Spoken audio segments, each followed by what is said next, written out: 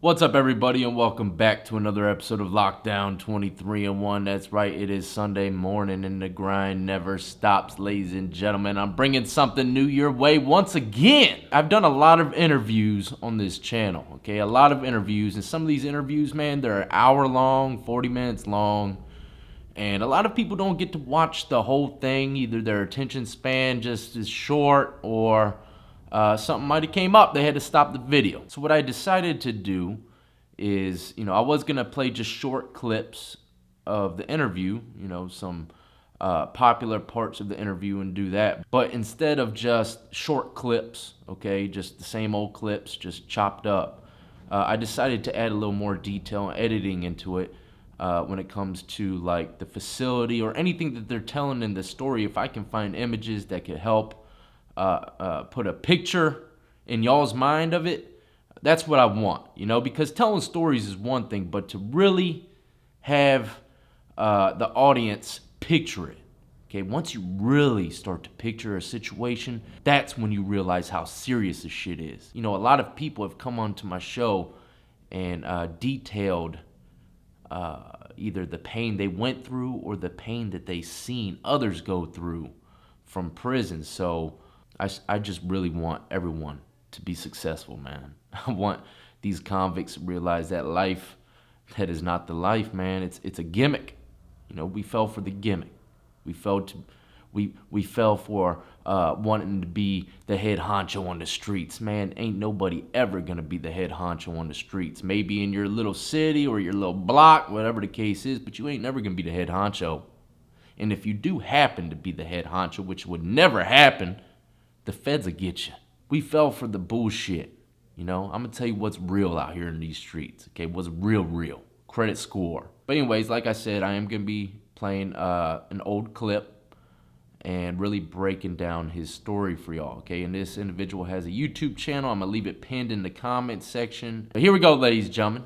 Welcome to one of the most dangerous prisons on earth, one of the most deadliest riots that ever took place in the United States, Pelican Bay.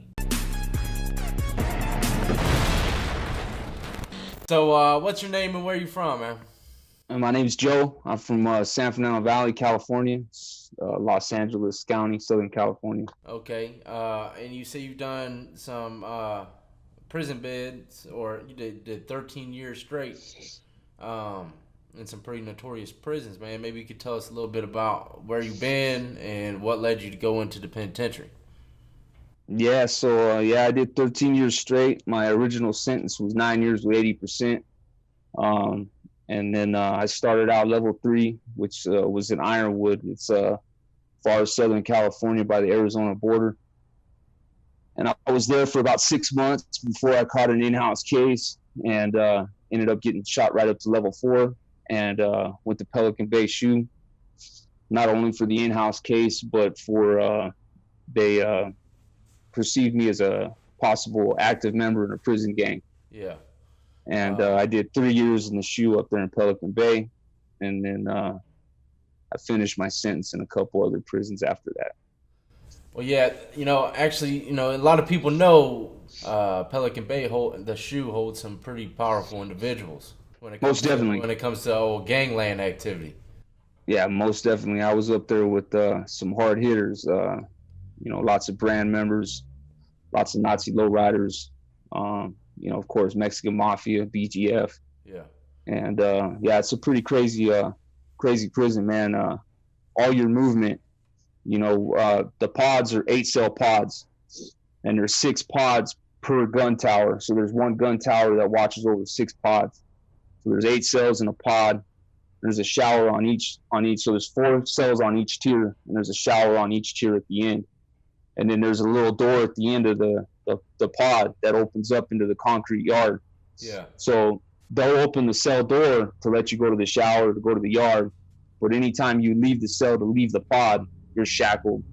Yeah. And when you're walking through the corridors, there's always a gunner above you with a Mini 14 walking on the catwalk. And it's pretty intense. It's intense. Hey, man, them COs say they're trained to kill.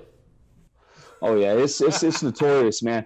it's like, and you never know who's going to be in your pod. Like, because sometimes you got action with one of the guards, you can get somebody that moved over into your pod, like one of your partners, your comrades or whatever. But for the most part, they're moving whoever they want into those pods. And people who have been there know what I'm talking about, man. So the front of your cell is all perforated. It's all holes. It's perforated. Yeah. Actually, the cells in the shoe in Pelican Bay are actually pretty big. Compared to regular cells. I'd say it's probably like 10 feet wide by 9 feet deep. It's pretty big. It's pretty big. It's bigger than just your average cell. And the way it's set up, like I said, it's all concrete. Everything's concrete. So your bunks are in the back. You got your top and bottom, and then below the bottom, there's like two little cubby holes, concrete cubby holes for your stuff. Yeah. And then the toilet's in the right. And then your little stand with your TV, you can put your TV, and then it has a hole in the wall where you run your wires through. The cops plug it in through the pipe chase. Yeah.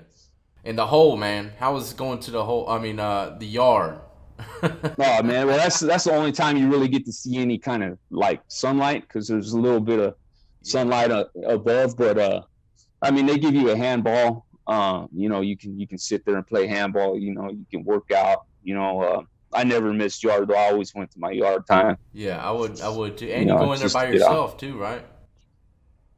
Yeah, you can go in there by yourself. Sometimes your cell, you might stay in, you'll go out, or vice versa, or you'll both go out or whatever. Usually you take turns. That way your cell, you can get a little bit of cell time. Yeah.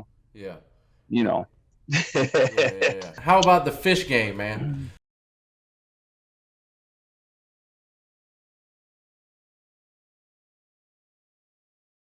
I bet there's a lot of fishing going on in there. Oh yeah, well, I've done a lot of hole time too, just in general, away from Pelican Bay shoe, and yeah, there's always fishing, man.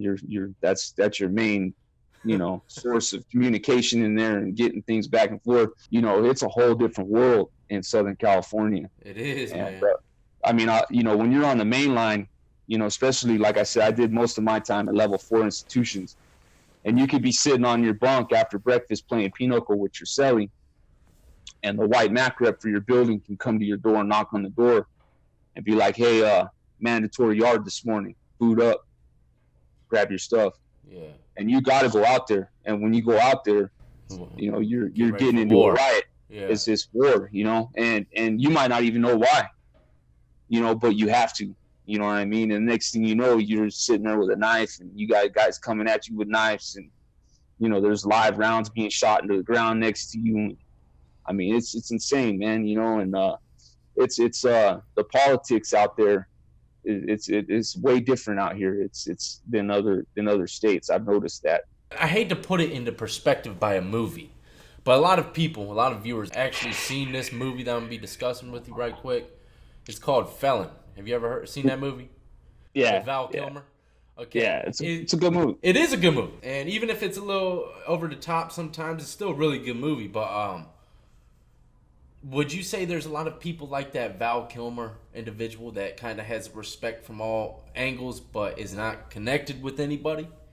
Yeah, you do see a lot. You see people that kind of do their own thing, and those dudes are just considered woods. You know what I mean? And they're just they kind of. But now, if something's going down, they gotta ride. There ain't no, hey, I'm gonna sit this one out, fellas. First time I witnessed with my own eyes somebody getting murdered in prison, and it was over a 60-year-old man who walked with a cane, who sat down during a riot. So that lets you know, just the average Joe who's kind of, doing his own program, got some respect from everybody. When that time comes to ride, you're going to ride, or the next time you get off lockdown, that person's going to be the one getting dealt with.